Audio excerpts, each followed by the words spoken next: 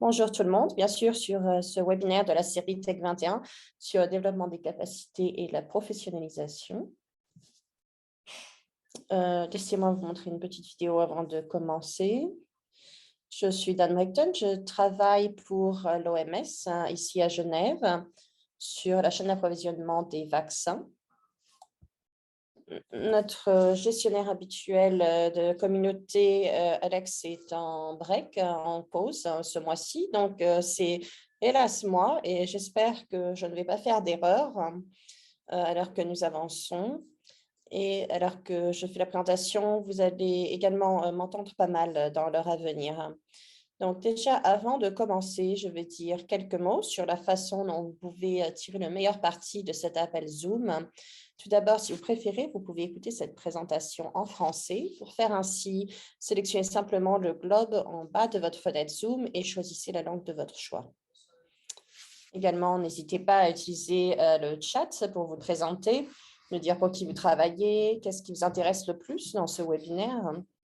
Et si vous avez besoin d'aide, d'assistance également, n'hésitez pas à nous le faire savoir dans le chat et nous ferons de mieux pour vous aider. Si vous avez des questions pour les présentateurs, vous pouvez utiliser la boîte questions et réponses qui est disponible en bas de votre fenêtre Zoom à tout moment. Mais nos présentateurs vont également, principalement répondre aux questions à la fin de la session. Nous espérons que nous allons avoir un petit peu de temps dédié pour répondre aux questions. Donc, cette session est enregistrée. Elle va être partagée sur la chaîne YouTube TechNet 21. Tôt la semaine prochaine, nous allons envoyer une invitation email à tous ceux qui se sont inscrits avec un lien vers l'enregistrement ainsi qu'un lien vers les diapositives présentées. Ce webinaire devait à l'origine prendre place au mois de décembre, mais hélas, nous avons dû le délayer car il y a eu des circonstances imprévues. Donc, nous l'avons délayé aujourd'hui. C'est le webinaire final de cette série et il va se concentrer sur la gestion efficace des vaccins, la GEV, qui est un outil de l'OMS et de l'UNICEF pour évaluer. Nous avons environ 45 minutes de présentation et 15 minutes de questions et réponses. Nous avons 3 présentateurs aujourd'hui, moi, et également Chiara Dutta de l'UNICEF et Olamide Fularonso aussi de l'UNICEF. Donc, allons-y, commençons. Donc, qu'est-ce que nous avons aujourd'hui à l'ordre du jour? Je vais arrêter ma vidéo pour que vous puissiez voir. Donc, la première partie, ça va être moi. Je vais vous parler de la façon dont nous pouvons utiliser la GEV pour nous appuyer sur les capacités de la chaîne d'approvisionnement au niveau national. Deuxièmement, Skirari va nous parler de s'appuyer sur les capacités justement de GEV, mais au niveau des institutions et au niveau individuel. Et enfin, Olamide va nous parler de s'appuyer de bâtir sur ces capacités et des activités qui sont menées par l'USF et l'OMS pour bâtir les capacités GEV, mais au niveau national. Donc, tout d'abord, nous allons parler du développement des capacités, des ressources humaines, etc. Et ensuite, nous allons parler des capacités de GEV même. Donc, je vais d'abord passer quelques minutes avant de commencer, juste pour vous donner une définition de qu'est-ce que c'est la GEV. Je suppose que la meilleure façon de la décrire, ce serait de dire que c'est une initiative mondiale pour améliorer les chaînes d'approvisionnement au niveau de l'immunisation. Elle fournit des matériaux et des outils dont les pays ont besoin pour évaluer et superviser les chaînes d'approvisionnement des vaccins et aider les pays à améliorer la performance de leur chaîne d'approvisionnement. Mais c'est très vague. Qu'est-ce que ça veut dire vraiment en plus de détails? Eh bien, vous pouvez voir ici notre slogan, si vous voulez. Le slogan de la GEV, c'est de définir un standard pour la chaîne d'approvisionnement des vaccins. Donc, qu'est-ce que ça veut dire? Eh bien, il y a 5 composants à la GEV. Le premier composant est le plus important pour notre conversation aujourd'hui. Mais je vais tous les décrire pour vous pour que vous ayez une vue d'ensemble. Donc, la GEV, c'est un ensemble de standards qui, ensemble, définissent la chaîne d'approvisionnement optimale au niveau de l'immunisation. Et il y a plusieurs standards au niveau de la GEV que nous appelons des exigences. Nous allons parler du développement des capacités dans un moment. La deuxième partie, c'est un questionnaire même, le questionnaire qui est utilisé pour évaluer si une institution de santé ou un système d'immunisation au niveau national répond à ces exigences au niveau national. La troisième partie, la quatrième partie, ce sont les outils administratifs que nous utilisons pour faire cette évaluation. Donc, en troisième, nous avons un site Internet sécurisé qui est utilisé par les managers dans des pays individuels pour créer et analyser les standards au niveau national et au niveau infranational. Nous avons également une application mobile. Donc, l'application mobile, qu'est-ce que c'est? C'est l'outil que nous utilisons pour collecter des données, pour évaluer les institutions. Donc, c'est tout, c'est notre outil de collecte des données. Et enfin, certains vont dire que c'est le plus important, nous avons également un outil de planification d'amélioration qui peut être utilisé pour développer un plan d'amélioration continue en se basant sur les conclusions de l'évaluation. Tous ces outils sont intégrés dans ce que nous appelons un processus d'amélioration continue qui est exprimé dans ce schéma rond qui représente le narratif qui divise le processus de la GEV en 4 étapes. Le premier, c'est l'évaluation de la chaîne d'approvisionnement même. C'est créé en utilisant le site Internet et ensuite livré en utilisant l'outil de collecte des données pour créer cette évaluation. La deuxième partie, c'est le processus de planification. C'est faire le plan même. La troisième partie, c'est la mise en œuvre de ce plan.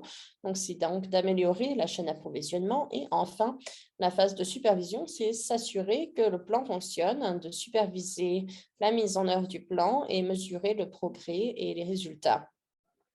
D'ailleurs, j'ai mentionné plus tôt que le plan d'amélioration continue est peut-être la partie la plus importante du processus, car le plan d'amélioration, c'est la façon dont les pays peuvent améliorer leur chaîne d'approvisionnement au niveau de l'immunisation. Et la GEV, c'est le fuel, l'énergie, si vous voulez, qui donne les conclusions sur les exigences afin de pouvoir avoir un plan d'amélioration qui soit efficace et le plus complet possible.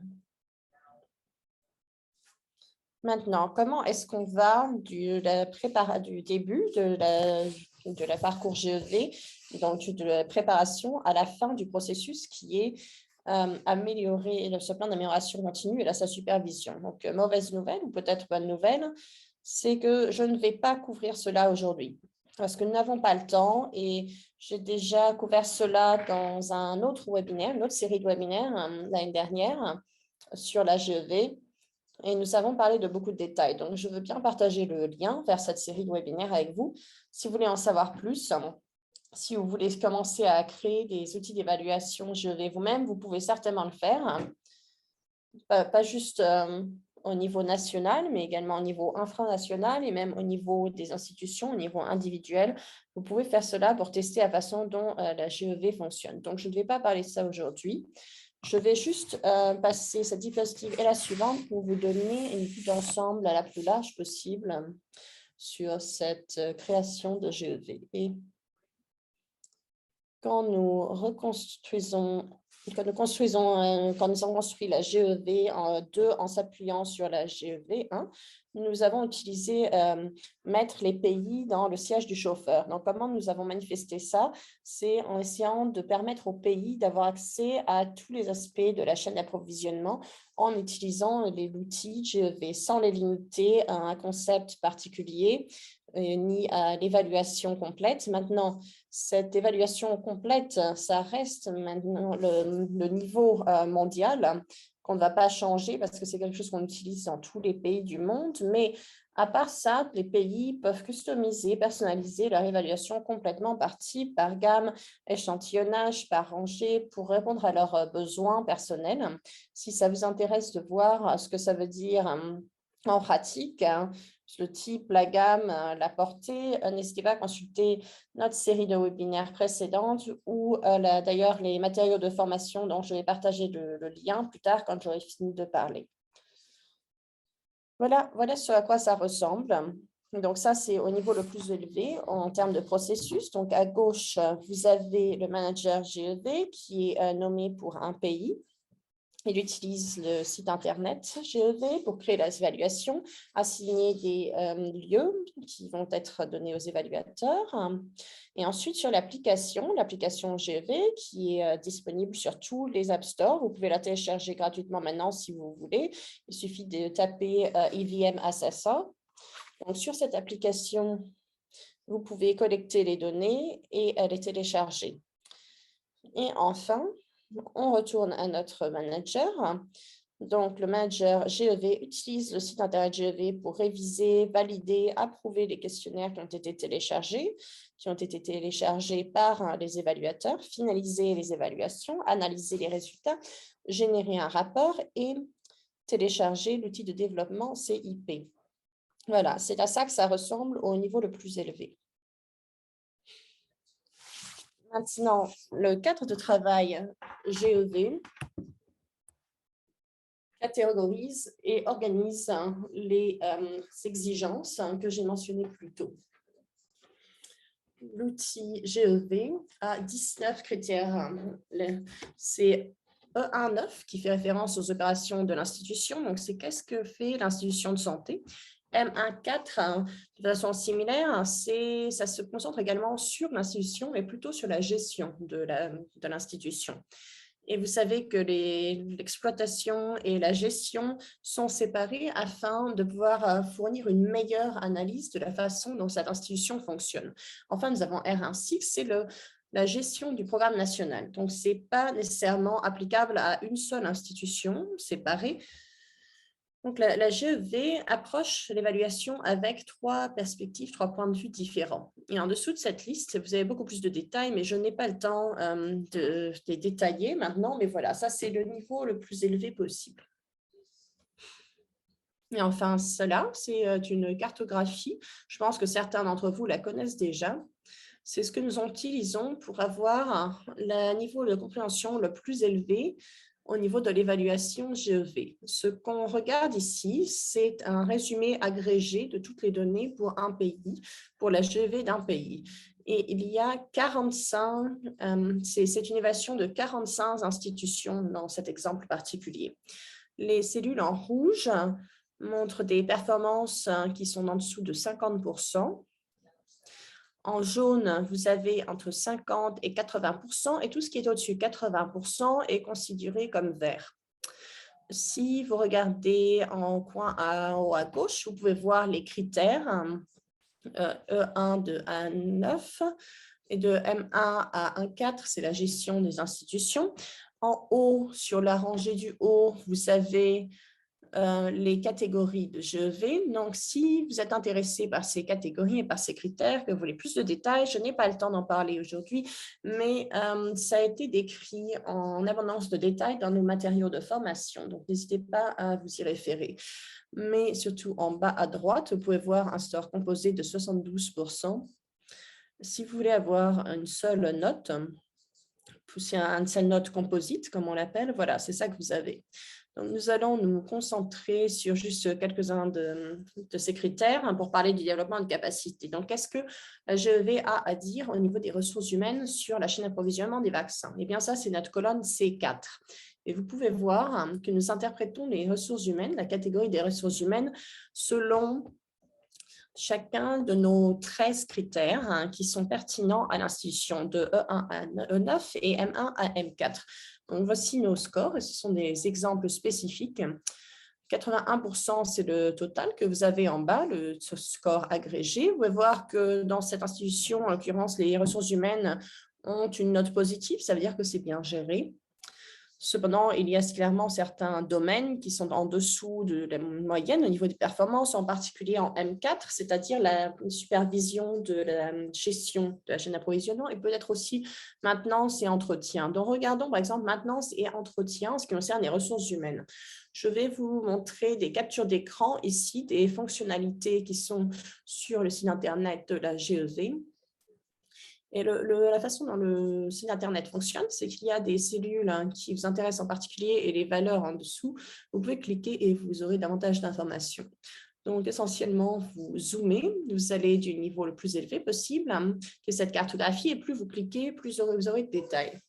Donc, cliquons sur 67%. nous allons voir ça. Un graphique de 1, 2, 3, 4, 5, 6, 7 exigences individuelles qui sont toutes listées ici, qui sont liées à ce qu'est la GEV et aux exigences applicables au niveau des ressources humaines en ce qui concerne la maintenance et l'entretien. Donc, tout est listé ici. Je ne vais pas tout lire, mais vous avez un petit peu une idée. Et peut-être ces exigences sont des exigences de niveau élevé. Ça veut dire qu'il peut y avoir des sous-exigences en dessous. Donc, regardons en un petit peu plus de détails, mais je ne vais pas tout lire. Je vais juste vous montrer, pour vous donner une petite illustration des valeurs que vous pouvez avoir.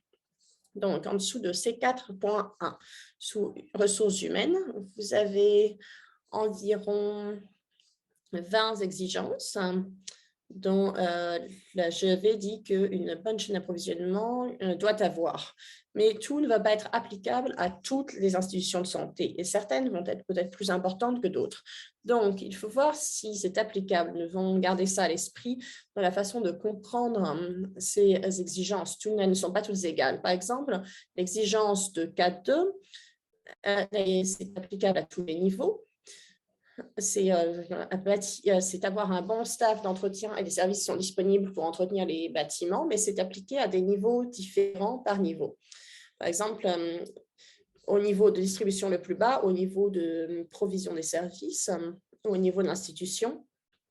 C'est juste pour vous donner une idée de la façon d'interpréter la GEV. J'espère que vous avez peut-être des questions, des pensées sur la façon dont vous pouvez accéder à ces exigences et les utiliser pour avoir un bon plan d'amélioration afin de bâtir des capacités au niveau individuel ou même au niveau national. De même, c'est 4.2, cela vous montre la formation. Les exigences de formation, il y en a environ 10. Et enfin, les connaissances. La sous-catégorie connaissances, il n'y a que 6 détails. Donc, c'est sur les connaissances du personnel de l'institution, de leurs connaissances lorsqu'ils mènent ces différentes tâches. Donc, passons maintenant à la supervision de support, M3. Donc, qu'est-ce que c'est? C'est juste pour vous rappeler ce dont on parle ici. Ce dont on parle, c'est au niveau des institutions, de la gestion des institutions. Vous pouvez voir ici que notre total pour cette institution en particulier est de 85.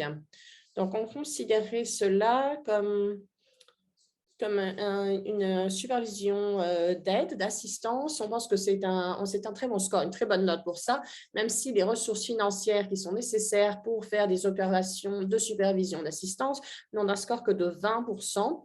Donc, il y a probablement des considérations financières à étudier dans ce cas. Maintenant, tout ce que je viens de vous montrer sur les diapositives précédentes, cette liste des exigences ici, en C4.3, C4.2, C4.1, vous pouvez les trouver vous-même et les interroger quand vous avez le temps. Vous pouvez aller voir sur le site de la GEV maintenant, vous pouvez voir le lien en haut, tapez vm2.who.int et ensuite dans le menu, allez voir sur Setting the Standard et vous allez voir cette page. Cette page n'est qu'une interface qui va vous permettre de voir toutes les 880 exigences que la GEV exige pour avoir une bonne chaîne d'approvisionnement. Vous pouvez les filtrer par catégorie, par critères ou par des combinaisons de catégories et de critères à des niveaux particuliers si vous voulez, afin de voir ce qui vous intéresse le plus. Donc, ce que je regarde là, c'est M3. Et voilà, c'est ce que je vais voir. Donc, 12 entrées, filtrées. Vous pouvez voir ici, ce sont toutes les mêmes informations, le même type d'informations que je vous ai montré précédemment. Mais il y a un peu plus d'informations, c'est un peu plus riche. Ça vous montre la pondération des exigences individuelles et leur applicabilité à différents niveaux de la chaîne d'approvisionnement de l'immunisation. Vous êtes en particulier intéressé dans un domaine ou un critère ou une catégorie, je vous encouragerai à filtrer ce qui vous intéresse et à télécharger. Vous pouvez ensuite aller en plus de détails en ligne quand vous avez dans votre propre temps. Mais si ça vous intéresse de voir sur le site Internet, vous pouvez cliquer la petite icône œil ici. Et ensuite, vous pouvez voir beaucoup plus d'informations sur cette exigence et voir également les ressources associées au niveau de l'OMS ou de l'UNICEF ou des guidances partenaires qui peuvent vous être utiles pour mieux comprendre les exigences et les lignes directives à ce sujet. Donc, qu'est-ce qu'on sait maintenant? J'ai parlé de M3. Donc, parlons maintenant de R4 et R5. Donc, c'est la gestion des ressources humaines et la gestion des connaissances. Et ça, c'est au niveau du programme d'immunisation nationale. Ce n'est pas au niveau des institutions, même si c'est bien sûr renseigné par les conclusions que nous avons au niveau des institutions. De nouveau, je vais simplement aller sur le site du GEV. Et au niveau donc, des ressources humaines, nous avons 8 exigences. Et comme je vous l'ai dit à nouveau, ça peut être des exigences au niveau le plus élevé qui peuvent avoir des sous-exigences qui sont également montrées. Donc, vous avez des exigences de niveau élevé qui sont indiquées par des parenthèses carrées. Donc, par exemple, 0,811 a 2 sous-exigences et 0,816 en a 4. Donc, maintenant, nous arrivons aux connaissances et je m'excuse à nouveau, je n'ai pas le temps de donner plus de détails, mais je vous encourage vraiment à aller voir vous-même et à fournir des commentaires ou si vous n'êtes pas d'accord avec quelque chose, c'est bienvenu également. Si vous pensez qu'il y a des erreurs, si vous pensez que nous avons manqué quelque chose ou que quelque chose est faux, n'hésitez pas à partager vos pensées.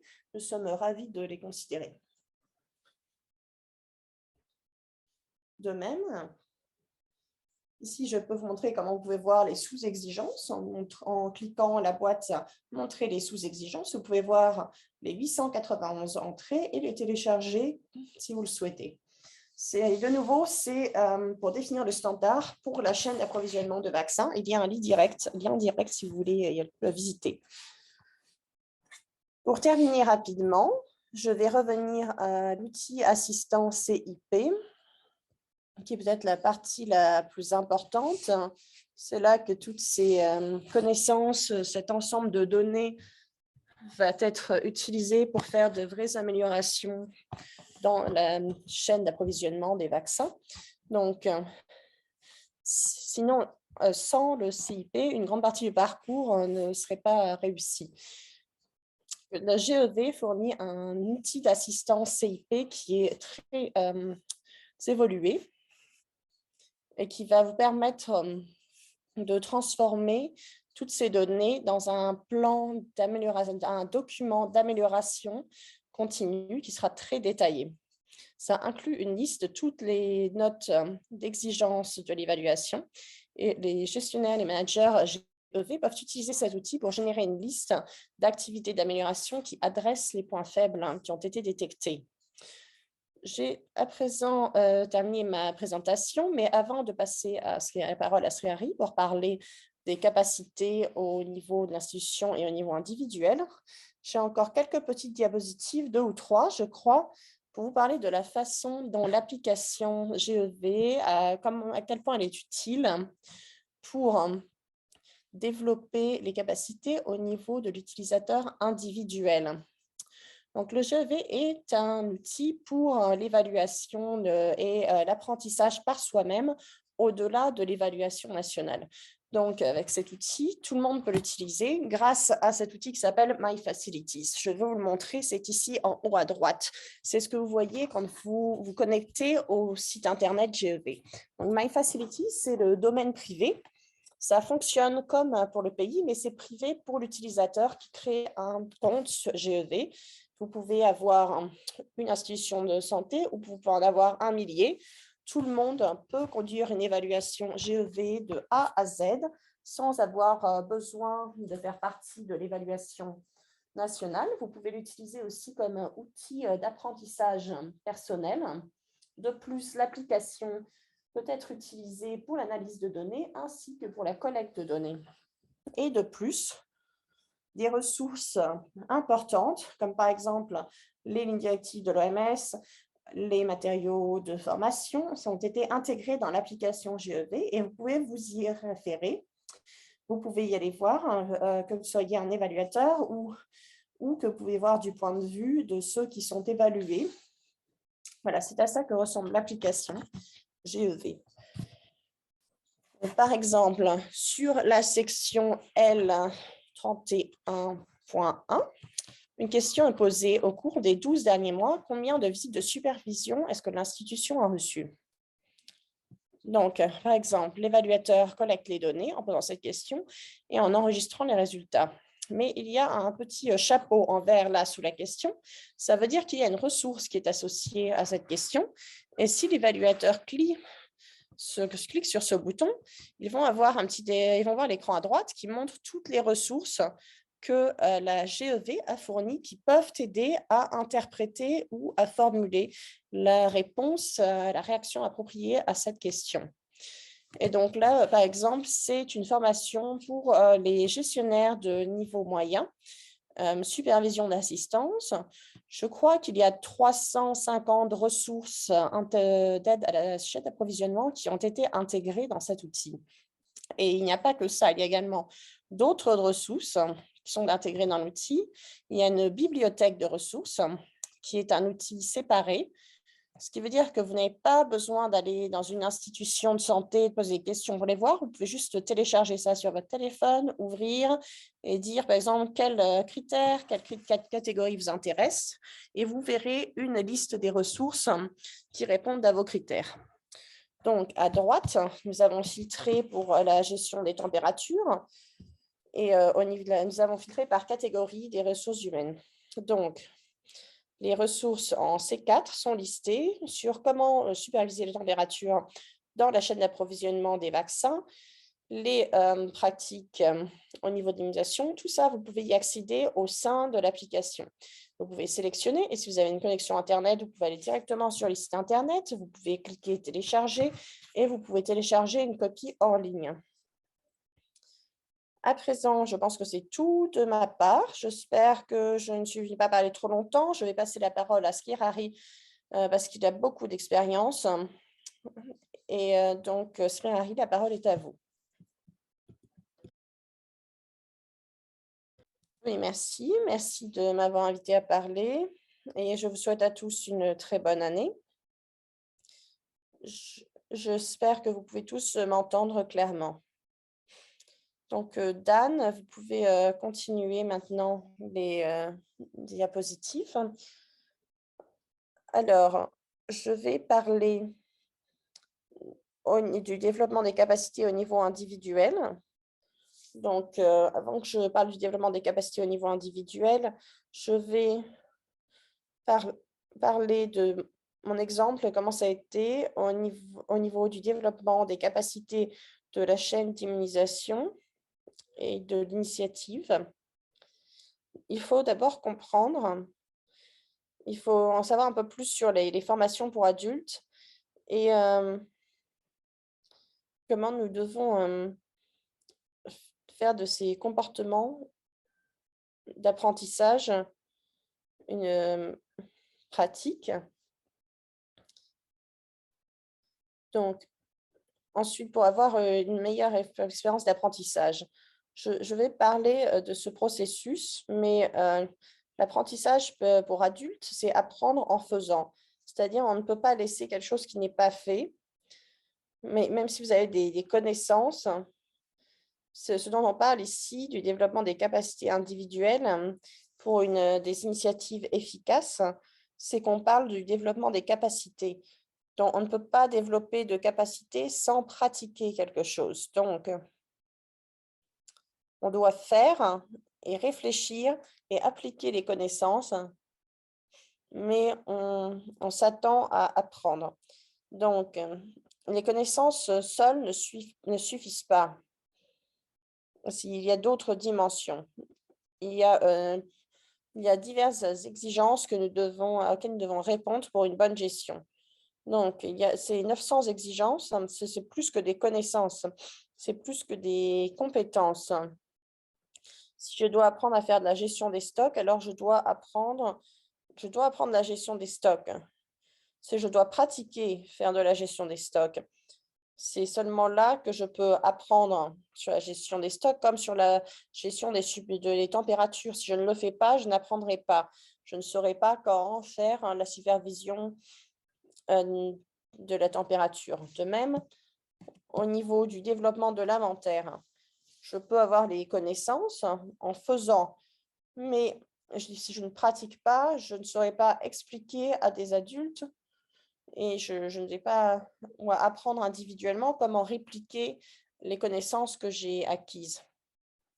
De même, si vous voulez parler à propos de planification de l'espace, si je ne sais pas, alors je ne saurais pas comment faire pour faire de la planification de l'espace. Tout ça, ce sont des compétences qui sont compliquées, qui doivent être apprises, et on ne peut les apprendre seulement en pratiquant, en faisant. C'est seulement comme ça qu'on peut acquérir ces compétences. Peut-être que la diapositive suivante maintenant. La suivante, oui. Donc, je vais parler de façon plus spécifique de ces exigences. Donc, je donne des exemples spécifiques, par exemple, de la gestion des stocks. Donc, les scores, par exemple, ne disent pas grand-chose. Ça ne veut rien dire. C'est les scores individuels qui montrent, donc à partir des notes. Nous allons voir sur le système de la chaîne d'approvisionnement qui enregistre les standards et les pratiques. Et je dois connaître ces processus et je dois pratiquer ces processus.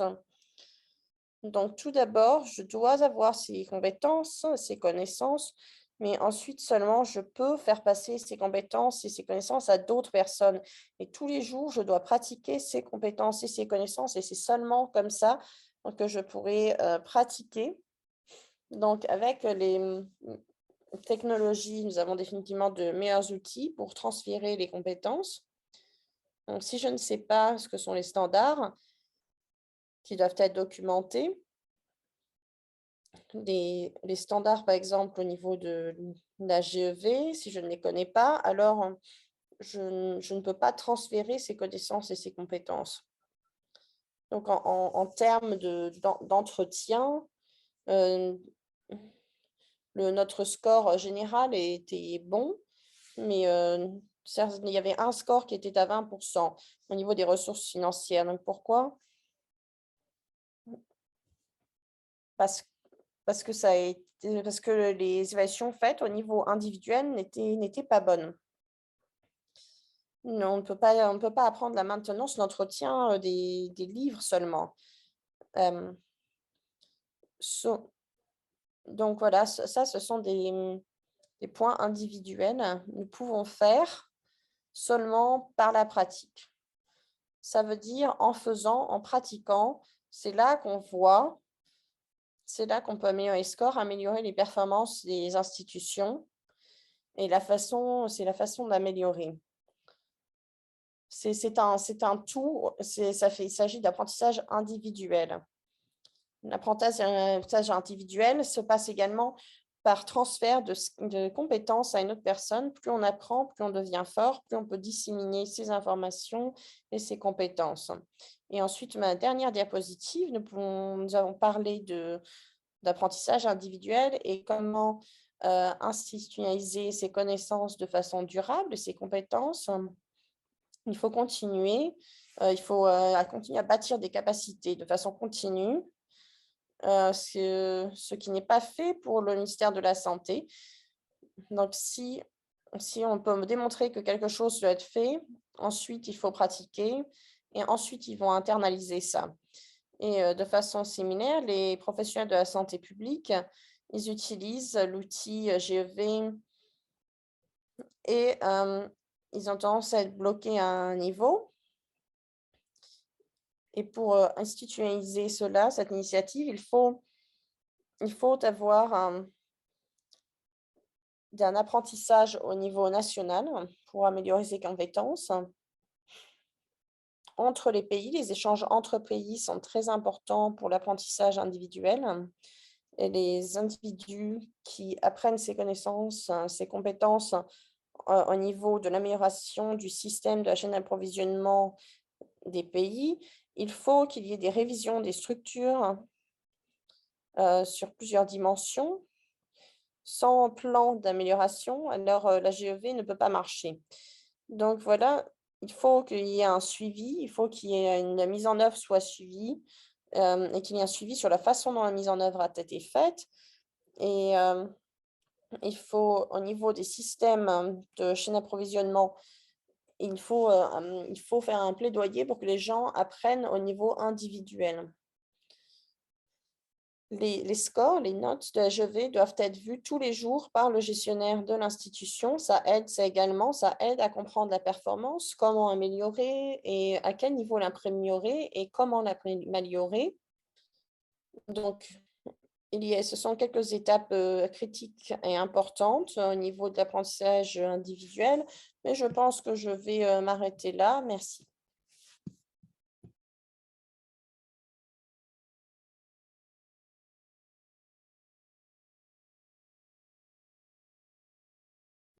Oui, à vous, Olamide. Bonjour tout le monde, bienvenue sur ce webinaire. J'apprécie la chance de vous parler aujourd'hui. Donc, comme Dan l'a dit, nous allons être rejoints un peu plus tard. Pour ce webinaire, nous avons parlé de la GEV. Nous avons eu déjà des webinaires précédents. Vous pouvez aller voir sur le site de la GEV si vous avez des questions.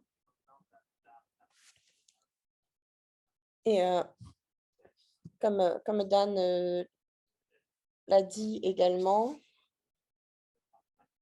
nous allons également définir sur la façon dont nous allons développer les capacités au niveau le plus élevé et aider le développement des capacités au niveau de la chaîne d'approvisionnement. Donc, diapositive suivante, Dan. Nous avons ici une évolution des évaluations qui ont été faites et suite aux initiatives. Nous avons vu une bonne progression depuis notre lancement de l'évaluation GEV en 2019. Nous avons à présent fait à peu près 40 évaluations. Donc, c'est l'évaluation de 2019 à 2022. C'est une bonne opportunité de progression, de bâtir des capacités au niveau des pays.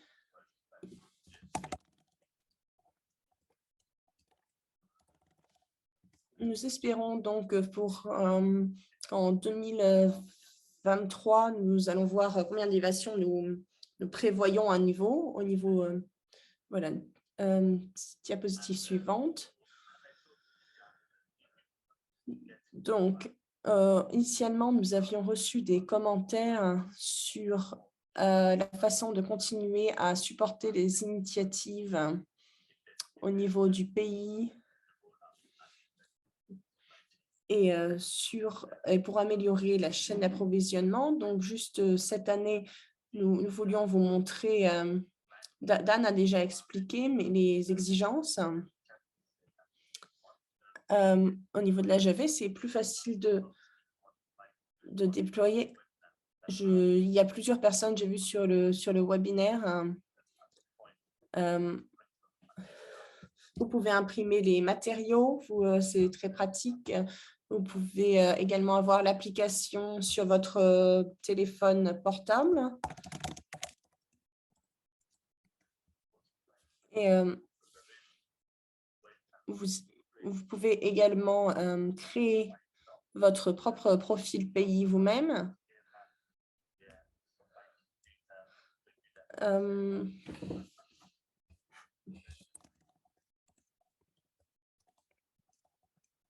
Si vous pouvez regarder le développement des capacités sur le site Internet.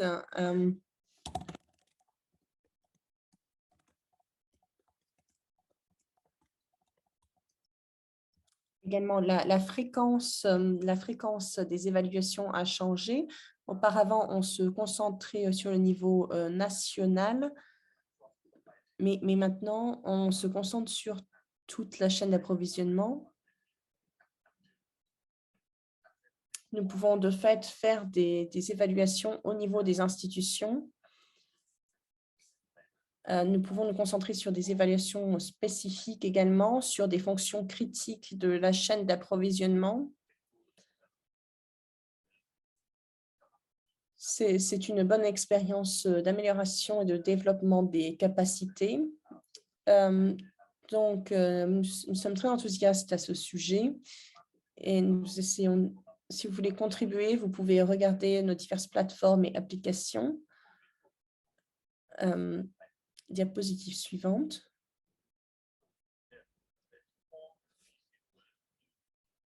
En utilisant la GEV, en particulier sur le développement des capacités, nous avons des objectifs de programme qui ont été renforcés.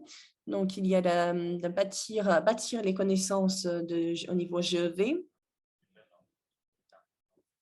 C'est pour développer vraiment pour vous aider et également pour développer des capacités au niveau de l'évaluation même. Vous pouvez télécharger les résultats pour développer les capacités. Vous pouvez utiliser l'outil CIP. Et vous savez,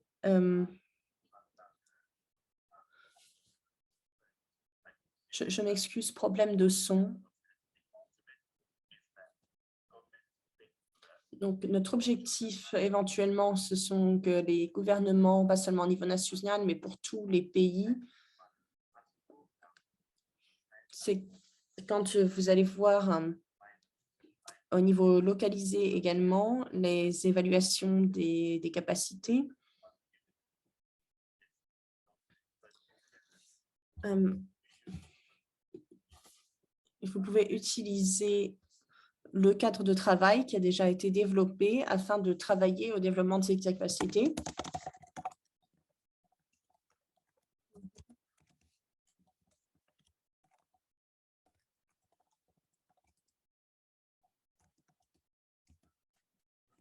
Donc, comme Dan vous l'a dit, sous la diapositive suivante, vous pouvez voir le différents matériels, les différents documents que vous avez.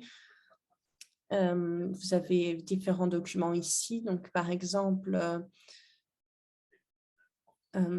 c'est pour que vous sachiez ce que la GEV peut faire pour vous. Donc, n'hésitez pas à vous familiariser avec ces documents. Nous allons partager les liens. Sur diapositive suivante. Donc, sur développement des capacités au cours de l'année dernière, après les restrictions de voyage, nous avons pu avoir des réunions, des formations, des évaluations de formation. Donc, l'année dernière, nous avons pu enfin avoir des ateliers à nouveau, des ateliers de développement des capacités. Nous en avons eu également en ligne. Donc, nous avons fait des formations hybrides en ligne et en personne. Nous avons fait ça sur trois régions. Donc, nous avons pu faire un atelier à Bangkok, également un atelier au Rwanda et au Maroc. Nous avons eu diverses parties prenantes qui ont été formées sur l'utilisation de l'application GEV et sur le développement nous en parlé également du développement des capacités pour s'assurer qu'ils aient les compétences pour utiliser l'application GEV. Et donc, surtout, n'hésitez pas à prendre avantage de ces opportunités de formation. Donc, par exemple, s'il y a des compétences que vous pouvez apprendre et ce que vous pouvez ensuite transférer, faire un transfert des compétences, vraiment renforcer les compétences. Diapositive suivante, à part des connaissances, à part du développement des capacités, c'est qu'est-ce que c'est nous avons également une série de webinaires sur la GEV qui présente la GEV, l'évaluation, le développement et le plan d'amélioration continue de CUP, les origines de GEV en 2019. Il y a des présentations sur la GEV. Donc, ces ressources, vous pouvez y retourner, vous pouvez les réviser dans votre propre temps, ainsi que ce webinaire également, vous pouvez y avoir accès. Diapositive suivante. Donc, à part les connaissances, nous avons également travaillé avec différentes institutions. Il y a une différence entre... Nous travaillons également avec des consultants. Nous travaillons avec des parties prenantes à divers niveaux. Nous travaillons avec différentes institutions, par exemple au Vietnam. Également des personnes qui sont en Jordanie, au Burkina Faso, l'Institut national de la santé et du bien-être de la famille en Inde, et également l'Université du Rwanda. Nous allons nous étendre davantage d'ailleurs au cours des années à venir. Nous allons établir un support dédié pour divers pays. Nous avons ces diverses parties prenantes au niveau du gouvernement et nous essayons de leur fournir une assistance au niveau des pays. En 2022, nous avons aidé 8 pays, les institutions au niveau de 8 pays. Et nous sommes également prêts à assister ces institutions. Vous pouvez également rentrer en contact si vous voulez participer. Diapositive suivante. Donc, au niveau de la GEV, comme Dan avait partagé plus tôt, il a parlé de l'outil de mise en œuvre des plans d'amélioration continue. Donc, c'est ce qu'on appelle le SCIP. C'est pour améliorer les faiblesses et renforcer les points forts. Donc, c'est cet outil de développement et de mise en œuvre, cette plateforme que nous avons, vous pouvez l'utiliser pour suivre les progrès en ligne et voir les activités de CIP qui ont été mises en œuvre. Habituellement, il y a 2 options. Mais il y a un endroit où vous pouvez revoir les sections de votre plan. Et nous espérons que cet outil, cette plateforme, où vous pouvez également télécharger des cadres de travail et faire des rapports sur les progrès. Nous espérons que ça va transformer la façon dont nous voyons le processus. Mais nous prenons également ça comme une opportunité de construire grâce à cet outil. C'est un processus dédié. On peut voir ce qu'on peut monitorer, c'est de fait pour développer cet outil. Pour avoir un outil qui devienne plus efficace, un processus qui soit plus efficace. Et vous pouvez regarder également les compétences au niveau national. Vous pouvez voir les différentes fonctionnalités au niveau national. Si vous pouvez regarder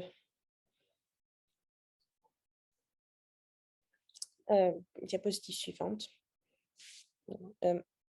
Je ne vais pas détailler tout cela, mais comme je l'ai dit, on utilise ce cadre de travail GEV comme un point de départ sur le développement de modules en ligne. Et tout ça, c'est très pratique. Nous espérons que cette année, nous allons développer davantage de modules en ligne pour améliorer les capacités au niveau des pays. Nous avons 3 catégories, des sujets qui sont suggérés, donc, et des modules différents, stratégiques et techniques. Je vais vous montrer ma meilleure diapositive, c'est sur l'évolution des évaluations GEV. Donc ça, c'est notre pipeline sur 3 ans. Vous pouvez voir 2023, 2020. Nous allons continuer à pousser. Je crois que ça, c'est la dernière diapositive. C'est pour montrer le développement des évaluations GEV jusqu'en 2025. Je pense que maintenant, nous avons le temps pour des questions. Donc, je vais repasser la parole à Dan.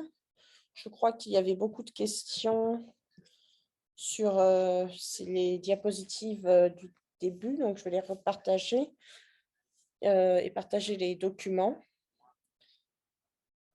Nous avons un document sur la stratégie.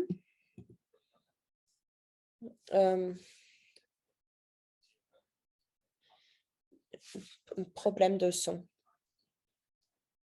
Donc, ça, c'est notre stratégie pour les 5 années à venir.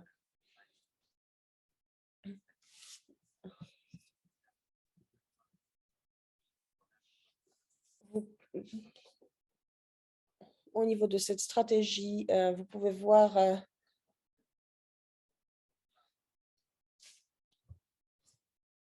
problème de son.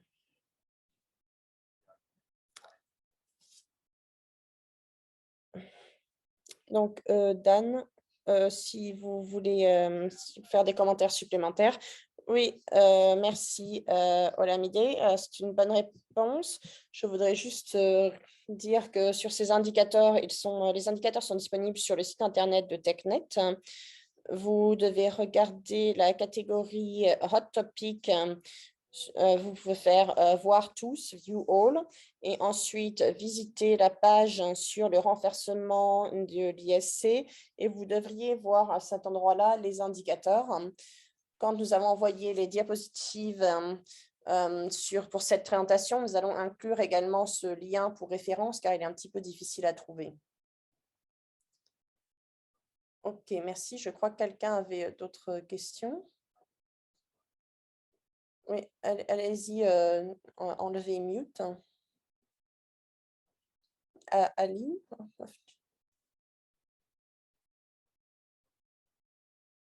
Est-ce que vous vouliez commenter? J'ai donné à Ali la capacité de parler. Donc, Ali, est-ce que vous vouliez dire quelque chose? Ali? Si vous n'êtes pas obligé de rester sur mute maintenant. Donc, en attendant...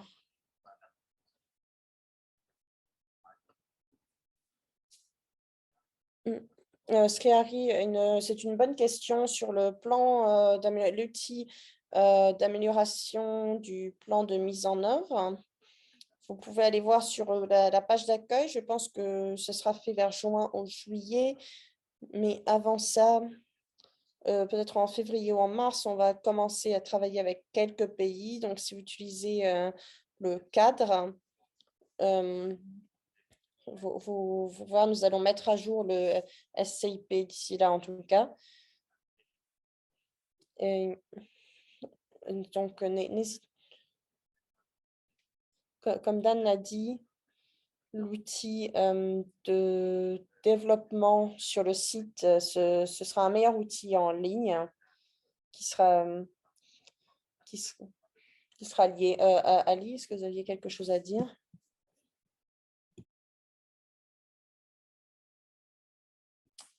OK, est-ce qu'il y a d'autres questions? Donc, parfait.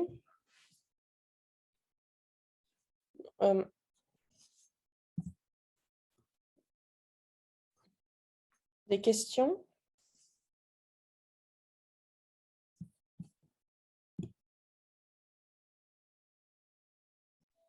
Ah, je vois qu'il y en a une de se dire.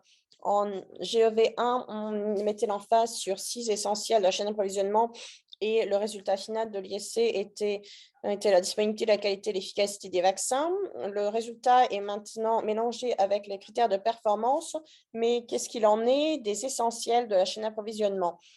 Eh bien, ces essentiels de la chaîne d'approvisionnement nous mesurons à présent la disponibilité, la qualité, l'efficacité dans le GEV avec un point de vue un peu séparé sur comment voir les résultats de l'évaluation. Vous pouvez bien sûr toujours voir les résultats de la façon traditionnelle dans la catégorie par critère, mais vous pouvez également voir ces mêmes résultats en générant vos résultats de qualité, efficacité, disponibilité. Maintenant, pour parler des essentiels de la chaîne d'approvisionnement, Olamide, est-ce que vous voulez prendre cette question? Merci Dan. Donc oui, bon point, bonne question, se dire sur les essentiels de la chaîne d'approvisionnement.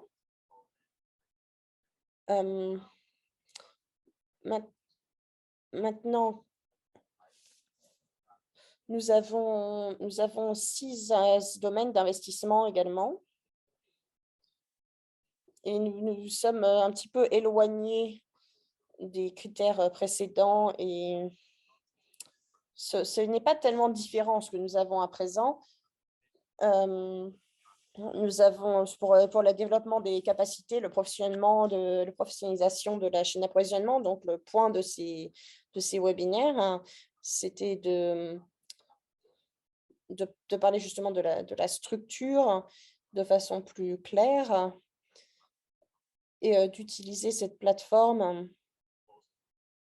et d'inclure également des outils au niveau au niveau de la gestion, au niveau nous avons des contextes. Donc, la stratégie que nous avons maintenant, c'est qu'on peut partager peut-être les diapositives avec un lien qui vont montrer ces essentiels et ces 6 domaines d'investissement que nous avons maintenant. Mais comme Dan a dit, la qualité, l'efficacité et la disponibilité sont toujours incluses. Oui, merci Olamide. Je crois qu'on n'a plus vraiment le temps. Je me demandais si Sferrari voulait avoir à nouveau la parole avant de finir. Non, je voulais juste dire merci Olamide et merci Dan. Non, je vais juste une question, c'est comment est-ce qu'on va faire l'évaluation de façon durable au niveau de la GEV dans les pays? Parce que nous avons eu quelques problèmes dans certains pays qui n'ont pas les ressources pour appliquer la GEV. Donc, qu'est-ce que ce serait la meilleure façon d'appliquer la GEV et d'initialiser cela? On doit vraiment travailler sur ce domaine également. Donc, c'est ça mon dernier commentaire. Merci. Merci beaucoup, Sri, et c'est un très bon point. Ce qui me rappelle de remercier Olamide Sri d'avoir co-présenté avec moi. Je vais terminer en vous remerciant tous de nous avoir accordé votre temps. J'espère que vous avez trouvé cela utile. Nous allons partager le lien vers notre chaîne YouTube et vers les diapositives en début de semaine prochaine, une fois que tout a été enregistré. Ça va également être partagé en français et je vous encourage à visiter le site de la GEV, à demander à créer un compte GEV et avoir nos exigences. Donc, n'hésitez pas à découvrir ce que la GEV a à dire sur le développement des capacités dans divers contextes. Voyez si vous êtes d'accord avec. Si vous n'êtes pas d'accord, ce n'est pas un problème. N'hésitez pas à partager vos pensées, à les appliquer à vos contextes particuliers. J'espère que vous avez trouvé ça utile. Je vous remercie beaucoup et profitez du reste de votre journée. Merci.